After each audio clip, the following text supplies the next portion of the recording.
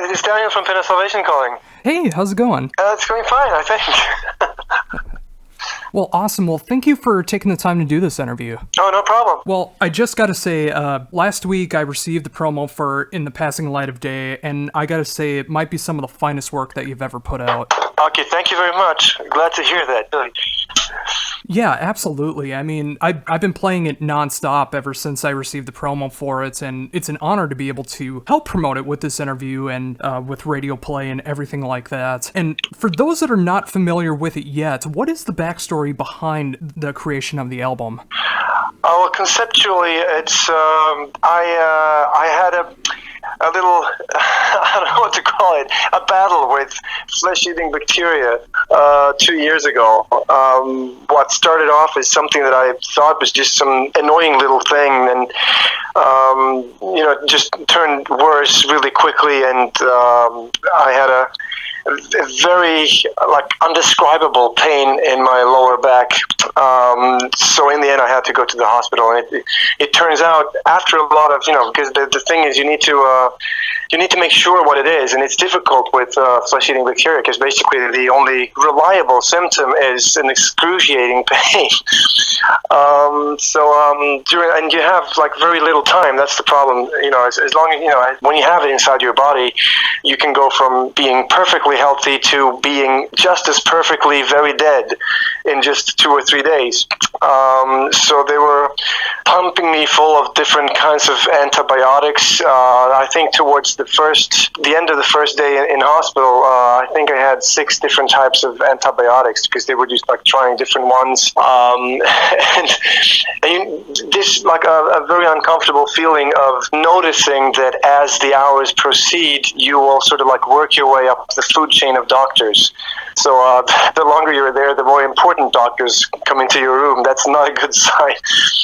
And they're all smiling and being, very comforting. But again, as the hours proceed, you can see that there is an increased level of anxiety and worry, behind those smiles.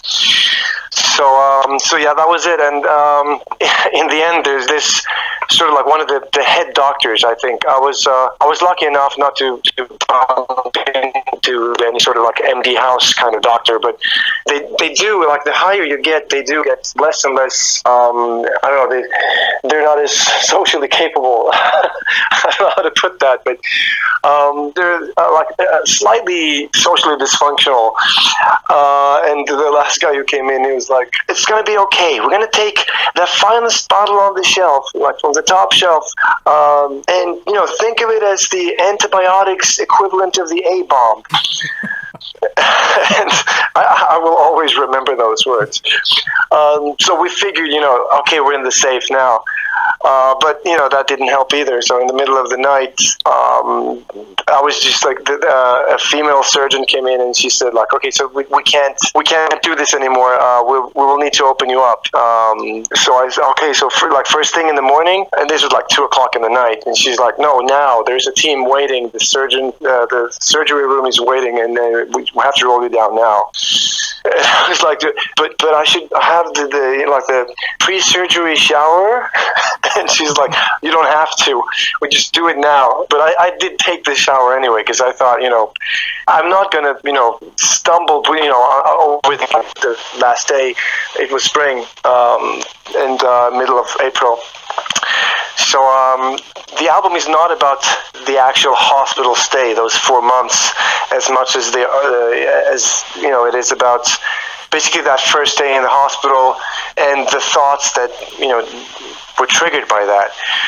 Because you have to, once you start to get to that point of, when you start realizing that, this was annoying, but actually this might not be going so well. You were seeing the worst case scenario, and you realized that much worse than what you thought the worst case scenario all of a sudden. And at that point, you just start to, you're looking at your life. Maybe not as much then, but afterwards, as you think back, lots of thoughts come up. And so the concept is really about that hospital bed in that first day when they struggle to sort of try to find a way of beating this thing. And and the thoughts, and like going back in time, the recent years, recent events, but also events that were longer back in life. And then you go back, to the hospital bed again towards the end. I guess if it was a movie, it would have those blurry effects of going, back and forth in time. It's an incredible thing what you went through and the struggles that came with that. I can very much relate to that because the month before that you started having those problems, I was just recovering from my own hospital problems for 7 months. I was going in and out of the hospital for different stomach issues and going through all these different doctors, just trying to find a problem of what was going on with me, possibly dying as well. So I can very much relate to the concept of this because I've also lived it as well. Oh, man. I'm glad you made it, too. Oh, likewise. So we're sort of like survivors talking about, what could have happened. Oh, exactly. And it's amazing how those life things can also be replicated into art as well, because you really do feel that pain and emotion of what everything was going on through your mind throughout the album. Oh, that's good to hear. Cause the thing is, when I was in the hospital, I made the decision not to make a concept album out of this.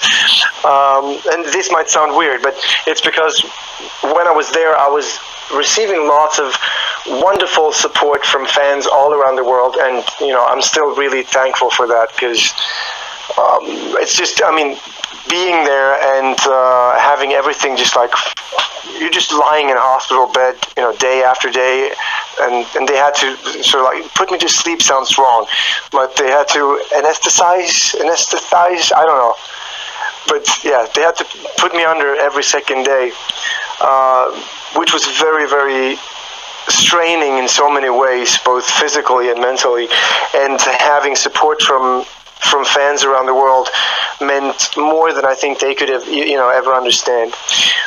But many of these fans actually, I don't know, probably in some sort of, comforting way, they said that, you can make a concept album about this, one day or something like that. And I just felt lying there with my really unsexy white hospital clothes and like in this very unexotic environment, I just felt like, a metal concept album about flesh-eating bacteria. I don't think so. But then again, as I was, out of the hospital, and like a year later when I started like sitting down and actually more, being more focused with actually sitting down and writing, I noticed that like everything that came naturally about the writing process seemed to revolve around maybe not the flesh-eating bacteria in itself, but about these thoughts and the vulnerability, and I don't know, just feeling that this was what needed to come out. And I was always a fan of like doing what comes naturally, because if you do that, you're going to be at your truest. And if you do that, your real emotions are going to shine through, and that makes a hell of a lot of difference, I think, for any kind of art form. So I just figured, no point in fighting it. Just go with it and see where it takes you. Yeah, I definitely agree, and I can say from the fan perspective, that is so very true when a musician makes music that really comes from the heart, and they do the thing that feels so natural for that process. It makes for some of the best material, and that's why I'm so attached to the new album, because I can definitely feel, again, that pain and emotion of everything that's going on matched with the music, and it feels very natural and real, which I really appreciate. I'm really, really glad to hear that. Makes me, because I feel that, but on the other hand, it's not easy to be objective when you're like in the middle of it. So it's nice to get some sort of confirmation that this transcends or whatever. But we've had lots of like huge positive feedback from everyone that's heard the album, and and also like when I'm doing interviews now, there's the feedback is just tremendous from everywhere so far. So that's it's really nice, very very nice. Oh, very much so. So, what went into the decision to make "Meaningless" the first track from the first single from the album? I think it's such a natural icebreaker of a song. I don't know. It's I made the parable in an interview. I don't know if it's a good one, but I'll make it again. It's like you come to a party. I don't know why I'm saying a party. Why the parable is a party? Because I really don't go to parties. But I've seen movies where people go to parties.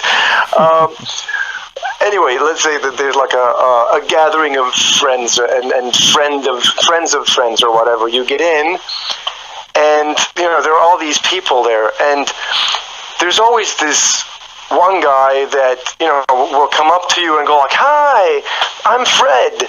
I hurt my knee last week. Look at this," and pulling his pants up or whatever, and here's a picture of my pimp.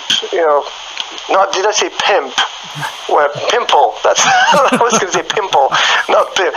That could be really even worse, I think. Here's a photo of my pimp. Anyway, what I'm trying to get across is, some people are just like, they come up to you and it's like you've been friends all the time. They're just there. While in the end, you might be best friends with the guy who sat in the corner and looked suspicious and you didn't know if he was weird or not, but it takes a longer time, but that might also make for a more long-term relationship. So you have all these different kinds of people, and ranging all between these two guys, and I think Meaningless is that sort of like in-your-face guy who will, is open and will break the ice whether you want it or not. It's sort of like it pulls you in instantly. It's very recognizable, and it has these hooks that will sort of like stay with you. So from that perspective, it just felt like the perfect choice for a single. We had like 3 or 4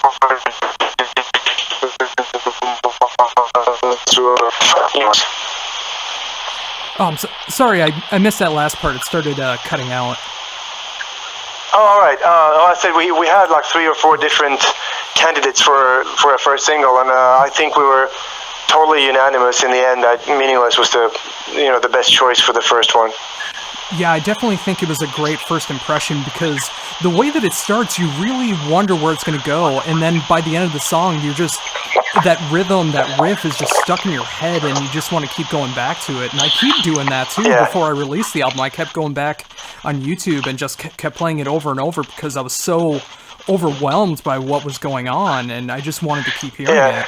And I think it's also good, like if your first single for an album is one of those that leaves you a little bit hungry, so it can't be too long. I mean, my favorite tracks from the album are the longer ones probably in the end, but they make you feel sort of like full and satisfied, and I don't know.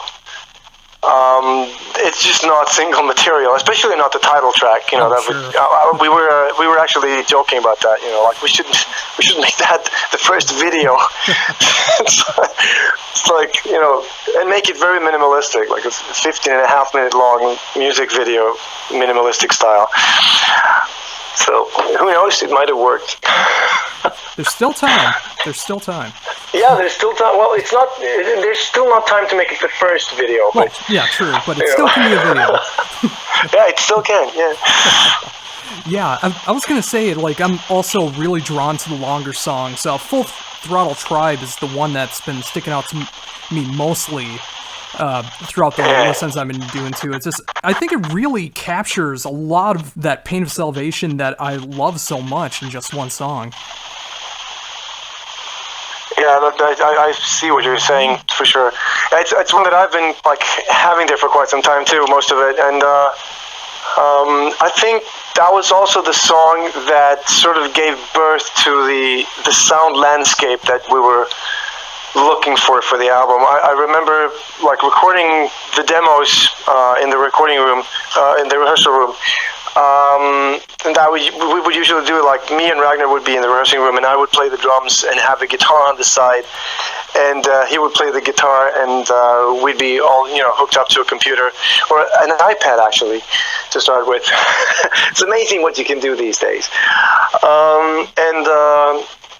After that, we would like tweak the sounds a bit, and we would add bass or keyboards and stuff. And I think that was the first song where, like, towards the end of it, it started to be a sound where I felt that, this is the kind of sound that would be really good for the entire album.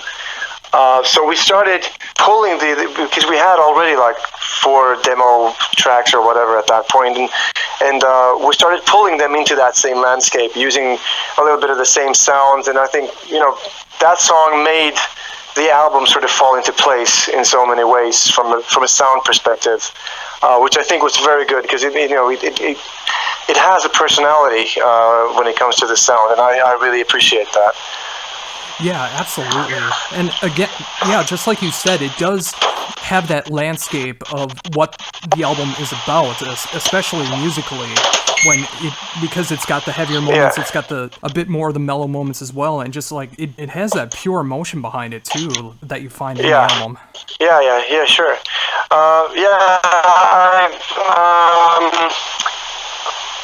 It took a long time for me to sort of figure out what the song would be about, because I felt that I wanted it to be important. I felt that it was still looking for.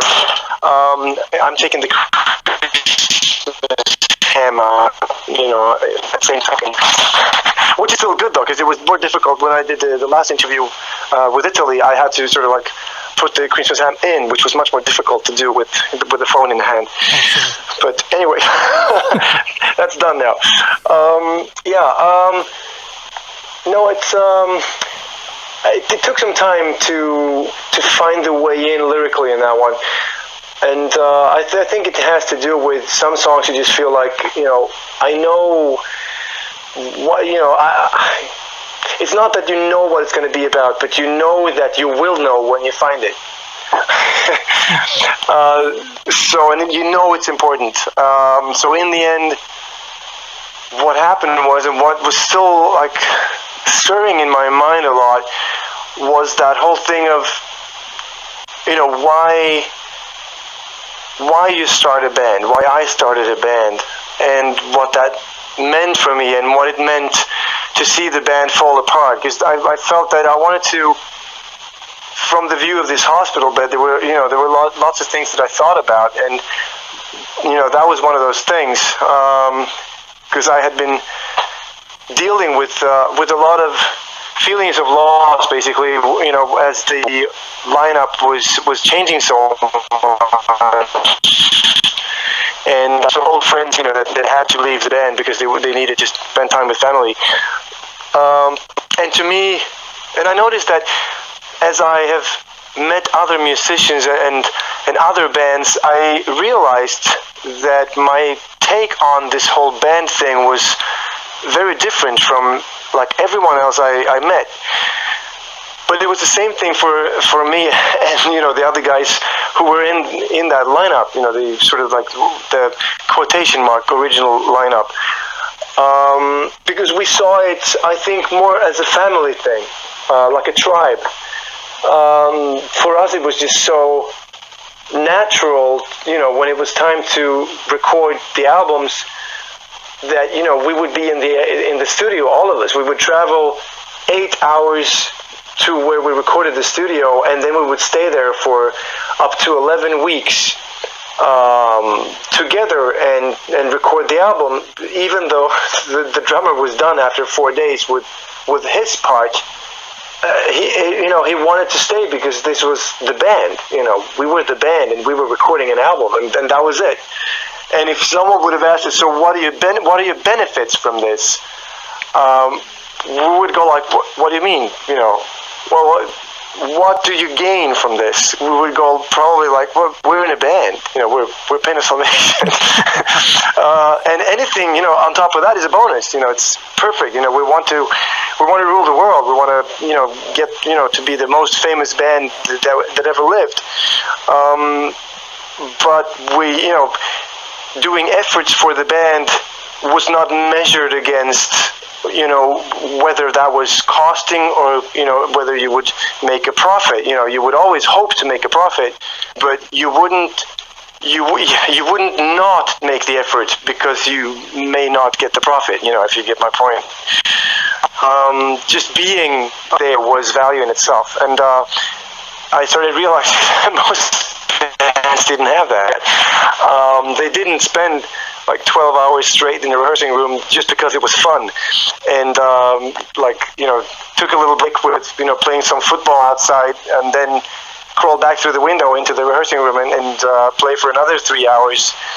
Towards the end, you got so sort of restless and tired of the material, you started playing at double speed just to see if you could do it. And I think that was a necessary evolution to make Pen of Salvation the original band that it was and that it still is. But it also meant that my loss was very big as the lineup was sort of like falling apart. And the hospital months made, people ask if priorities change a lot. And I usually respond that priorities and values don't change from a near-death experience normally. I think we all have those priorities and values. We just fail to live by them. And going through something like that makes you rekindle you get to see those values again. So it's more that you renew your trust in your values and your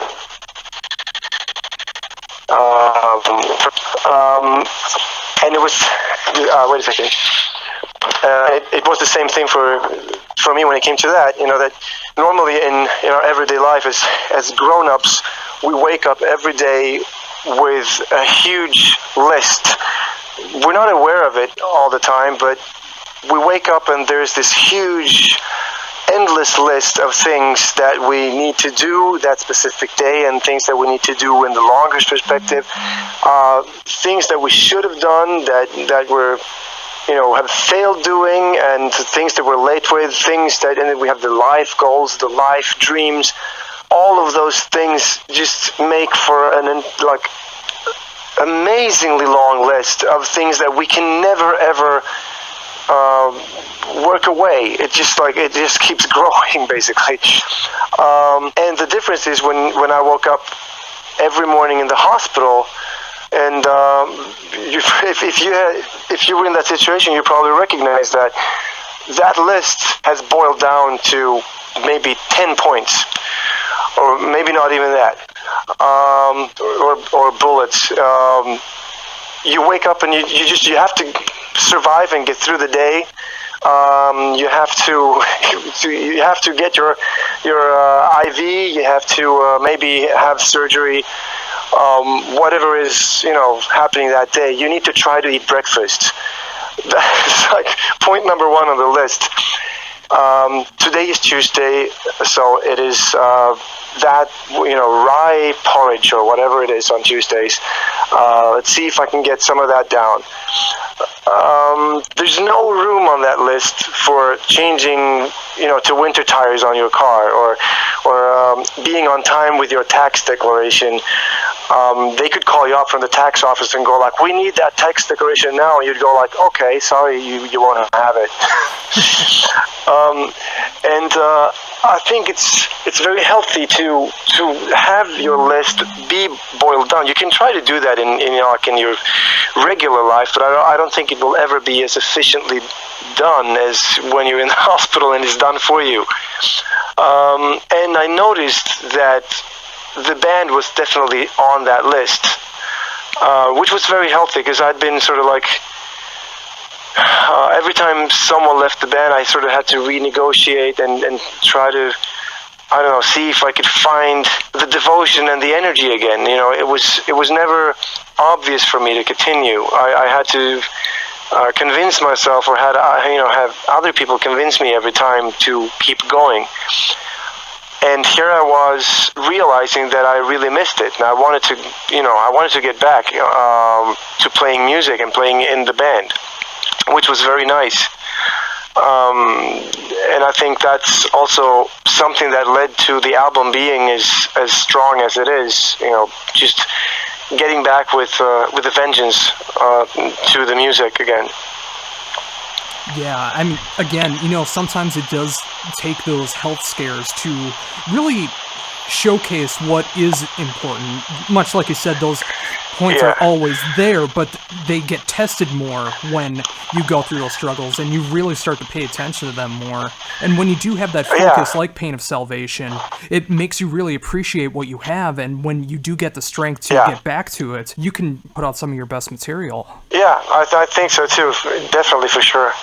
And I was thinking something when you said that. There was something that was triggered, but I can't remember what it was now. I'll get back to that.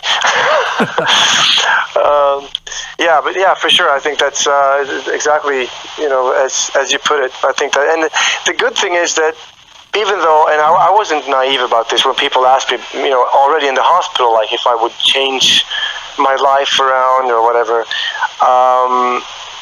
I was not naive. I'd seen other people go through similar things, and I had heard them go like, I'm going to change my life totally, and I'm going to quit my job, I'm going to travel the world, and I'm never going to, care about money ever again, and all those things. And you saw them, you saw those epiphanies just wear off as as survival mode sort of like faded away, and you went from surviving to living, and you could just see how things were like slipping slowly back to normal. And I think that's necessary. I think it's impossible to live in that sort of wonderful nirvana of the here and now, in any day, every day. It's just impossible. It's just, that's not where life is supposed to be lived. That's where life is supposed to be appreciated and planned, maybe, so that you will get closer to that. But you do have your everyday life that you need that too. So I was expecting to slip back to normal, and sort of like lose those, not lose the priorities, but lose the way of being able to fulfill the priorities on a daily basis. And but it's always good to know that whenever, because I think that's the problem with that long list, that it makes your life confusing. You wake up and there's so many things on the list, and when you get points that are so numerous that you can't count them anymore, it's also getting difficult to make priorities. It's easy to prioritize 10 things, but if you get a list of 200,000 things and you go like, prioritize these, you'll just be a mess, right? Absolutely. I made the parable once that it's like, I don't know why I'm making sports parables, party parables and sports parables. I don't know what's happening to me. But anyway, it's like being a goalkeeper and having balls, and I'm talking soccer now.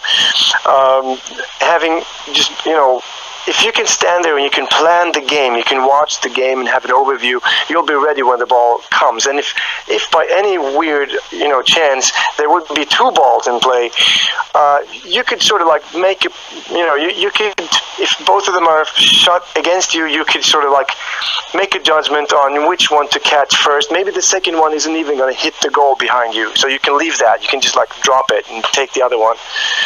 But when you have like 10, 15 balls shot at you all the time, you will start jumping at each and every one, even the ones that would actually hit the goal behind you, because you can't make the priorities anymore.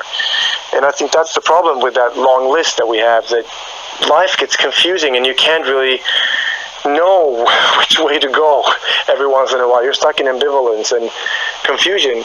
And then it's good to have that boiled down list to lean on. Just because I had the opportunity of seeing that boiled down 10-point list just 2 years ago.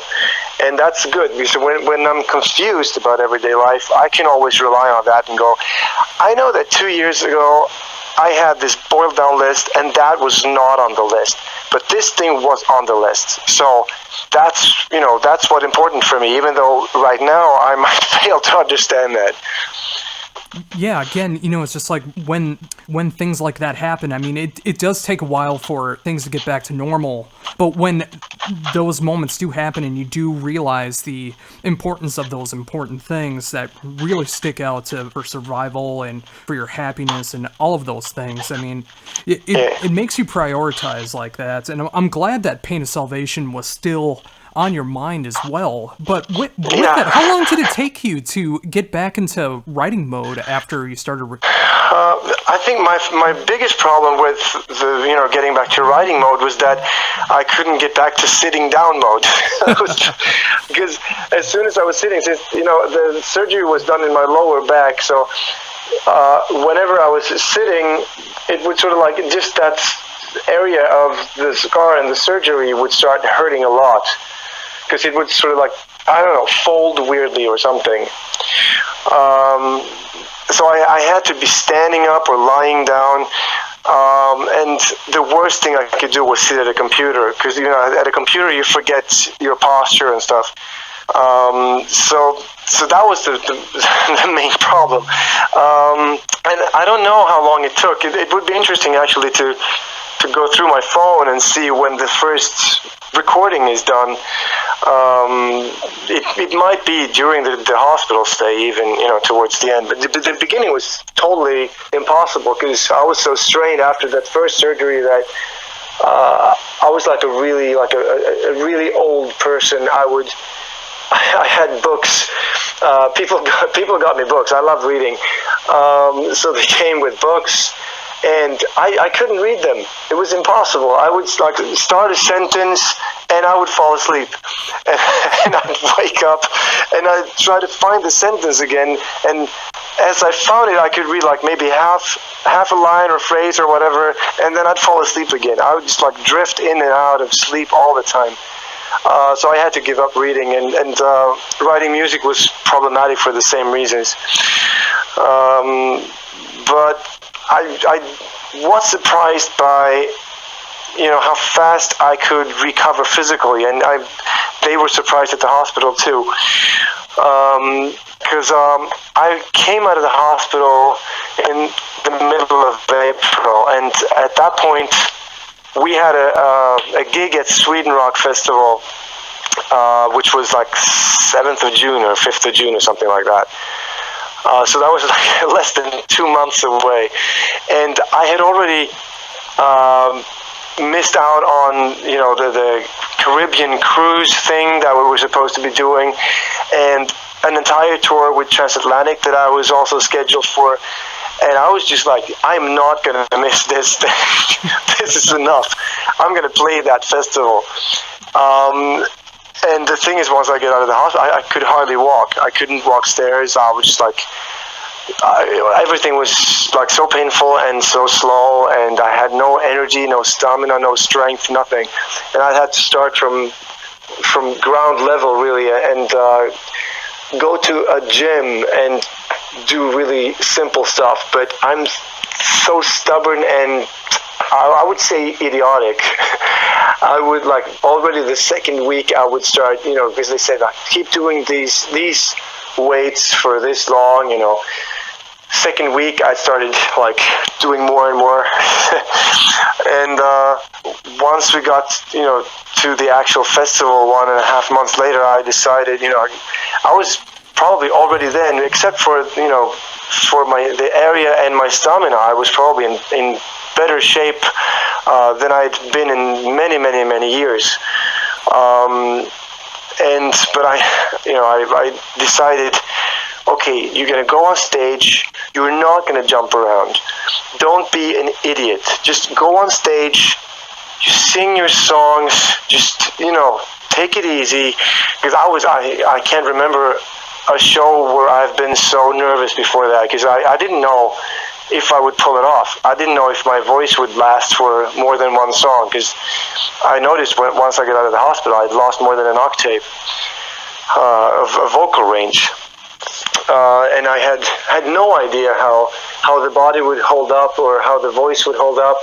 I had to go down to 0.8 for the guitar strings, because I just couldn't play my normal gauge anymore with strings. It was just left and right hand wouldn't really cooperate well enough after all these months. So I walked on stage and we started, and in the second song I was jumping around like an idiot. And while I was doing that, one part of my brain was like looking at me from the outside and going like, "You're such an idiot, just stop it, just stand still." And the rest of my mind went, "Yeah, fuck you, I might die after this show, I'm gonna do this." And it was a great show, and afterwards I was just, you just feel so relieved that first of all you pulled through, but also that it was such a good show, and you got back on stage and you just felt like, yeah, that's way, and that was such and after that I had to lie on a couch for a very long time because it hurt so much. But it was, the kind of pain you feel that it's really painful, but it's not a bad pain. It's not, something didn't break or anything. It's just like having, gone through 10 gym sessions after each other. It's just like your body is just like totally not used to this, but it's a fine pain. Yeah, so that was really good. It was just like, yeah. And but I was just so amazed at how quickly the body could adapt after this long stay, and after having gone through all of this crap, that I just thought, why not just keep going and just keep the pace. So I kept going to the gym, and I started with parkour. I started with capoeira, and it was just amazing to see that what the body was capable of, because I was always writing so much down to becoming older. When I was at some point in the past, I was trying to do push-ups, and I couldn't do as many as I could when I was 25, and I thought, it's age. That time has passed now. And then as I was starting to do all these things, I noticed that it wasn't age. It was just that I didn't move so much anymore. That is the big thing. Of course, age makes a difference. I'm not going to pretend that the things are only down to willpower, but it is not as influential as I would have thought before it. So where is it now with your physical being? I mean, are things still keeping with improvement? Yeah, as with everything else, you're slipping back into your daily routines, and the last year has been impossible to keep. I was like thinking that I'm gonna, go to the gym at least 3 times a week, and I'm gonna, keep going with capoeira and parkour. I'm still doing parkour, but as soon as we started recording the album, things started to go down the drain, because you end up spending like a month in the studio, and it's not like you're gonna go to the gym 3 times a week when there's no gym around. So there's lots of these exceptions to the rule, but I haven't lost the. I still love going to the gym. I still love being at the parkour. I did hurt my knee kind of bad when I was trying to do a wall flip. When you run up a wall and then you make a backflip. Yeah. I had a bad landing and twisted my knee, which is not a good thing when you're 25, and not, well, I would say it's worse when you're 43. For some reason, I don't know. So yeah, it's I'm stubborn that way too. So I will hurt myself. It's so fun. You can't let go of it. You can't stop. It's just fun, I guess. Just learning a backflip on the ground at the age of 41 is a very nice thing. Especially to see the faces of the kids who are there because I'm I'm in the senior group for the parkour training, which means that you have to be more than 16 years old. That's the senior group.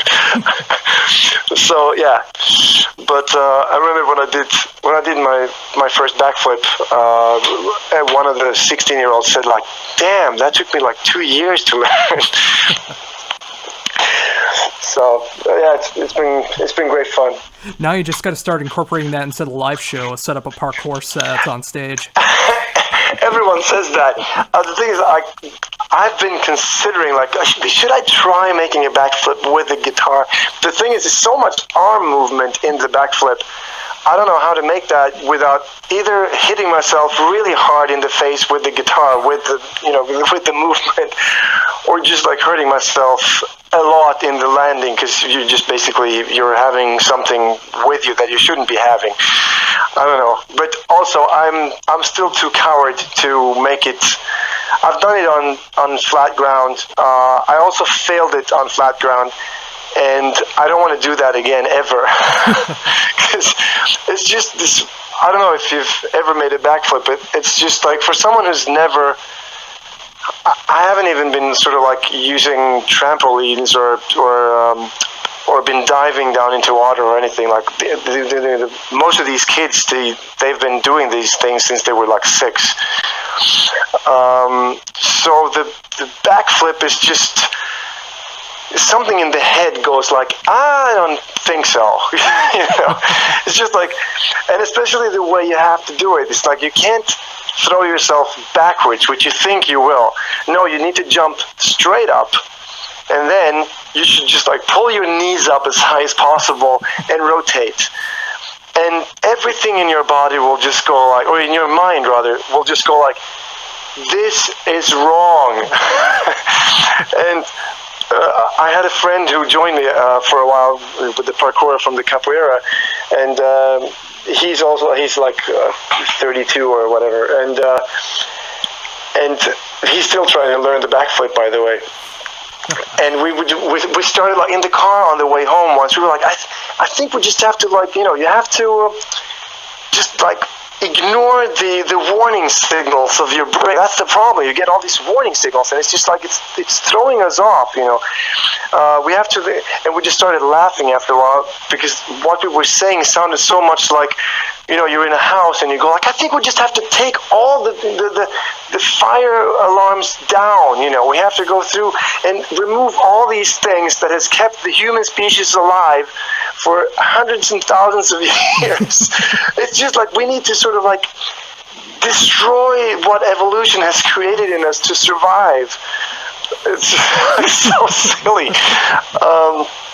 But in the end, that's what you have to do. You have to like trust physics and just like go with it, and you just use lots and lots of physical force. And when you do, it's just wonderful. It's that wonderful feeling of. Because I still don't feel it in my body. The backflip is really weird. You go around and then you think you're totally off, but then you see the ground and you just like you land with your feet and you go like, oh, it worked this time too. And this one time I failed. That's what I didn't succeed in ignoring the warning messages. So once I was like upside down, I just had this feeling that I'm not rotating. I'm going to land on my head. And I tried to sort of like save the situation, which is, you should never do that. When physics has started doing its work, you have to let it be. Like if you try to save things mid-air, you will hurt yourself. It's just like every time. So I tried to sort of like lean back and catch myself, and so I landed like straight on my shoulder, just like from a very high height. That was not nice. Oh, yeah, it's incredible what the physical body can do when you put yourself through those kind of moments like that, and being able to master a backflip like that after so many tries and so many failed attempts, and your body and your mind just telling you not to do this, and being able to conquer through that. Yeah, I think that's the wonderful thing of being a human, and I think that's also one of the problems with the human species is that we can totally go against our nature. If we just want to, we can actually go against our nature, and I think it's both wonderful and it's also what messes everything up in the world. So it's really the beauty and the disaster of the human species, that our system can tell us this is wrong and we can still do it because we have this thing called a brain. It's amazing and it's terrible. Oh, so true. Getting back a little bit into the band, In the Passing Light of Day is not the only newest release from the band, but you also released a remixed and live version of one of my favorite albums of all time, Remedy Lane. Now, how did this all come together? Oh, we were asked to do like an entire show playing the entire Remedy Lane at Prog Power USA. And I've had this request many times over the years, and I've always said no. I think because it's an album that's very intimate, and it's also an album that is, to me, very much connected to the lineup that we were back then. So I said once that it's like, having a favorite restaurant with your wife, and then you go separate ways and you get a new girlfriend. That favorite restaurant is not the first place you're going to go to. But we had a wonderful way of making it ours with the new lineup, and that was, rehearsing for the actual show was difficult because there's so many layers on the album, and not even I remembered what I was doing back then. So many of those songs I haven't been playing since they were recorded in 2001.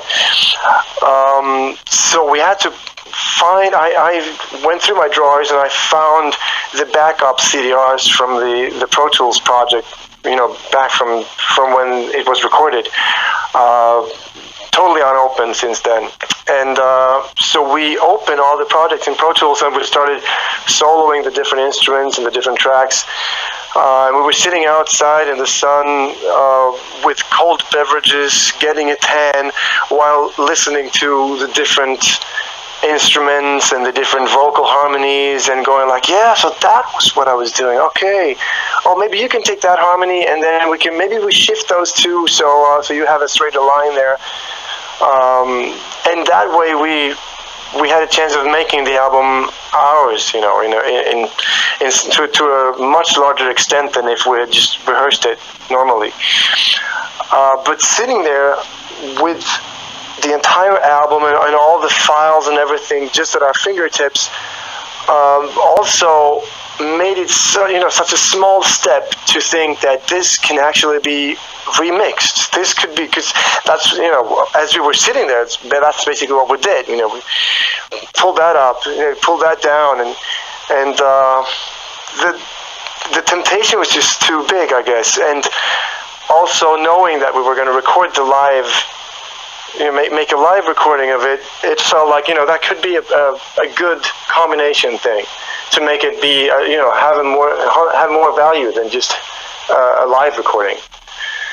And since Jens, when he approached us many years ago, right after Remedy Lane, I think, and said that he was a big fan of the band and could he help us with anything, he ended up recording the drums for the B album. But his favorite album was Remedy Lane, so I figured, that would be a cool thing to have him remix it, one of his favorite albums, and the way he would do it, because I always felt that his sound would have been perfect for that album, and became a signature sound after Remedy Lane in so many ways. Basically, what we tried to achieve. And he was happy to do it. So, and then also a little bit scared, just like we were, that you need to make it different enough to make it own its right as a product, and makes sense. Why it needs to have a reason, to be there. But also it needs to be close enough to the original not to be, not to be too different, basically. It needed to sort of stay within the realm of what people loved with the album so much and the production. Yeah, definitely agreed. And I have such an emotional attachment to Remedy Lane since the week before I discovered Pain of Salvation, I just got out of my first real relationship, and I discovered Remedy Lane, my first Pain of Salvation album, and it just hit so close to home for me with that album, and I just became such a huge fan of the band from there. And now looking back in 2016 with the remix and the live version of it, especially with the remix, being able to hear all these different parts that I never noticed before on the original pressing, and just all the great production and everything. It's a really cool way to hear one of my favorite albums. Yeah, that was nice to hear it. Cool, thanks. Listen, I see that time has actually already run out 10 minutes ago. I'm sorry. All that talk about hardcore, I hope you can do something with it. Yeah, absolutely. Well, awesome. Well, Daniel, thank you for taking the time to do this. It's one of my favorite frontmen and one of my favorite bands. Thank you for taking the time to do this interview. It was a big pleasure. Oh, yes.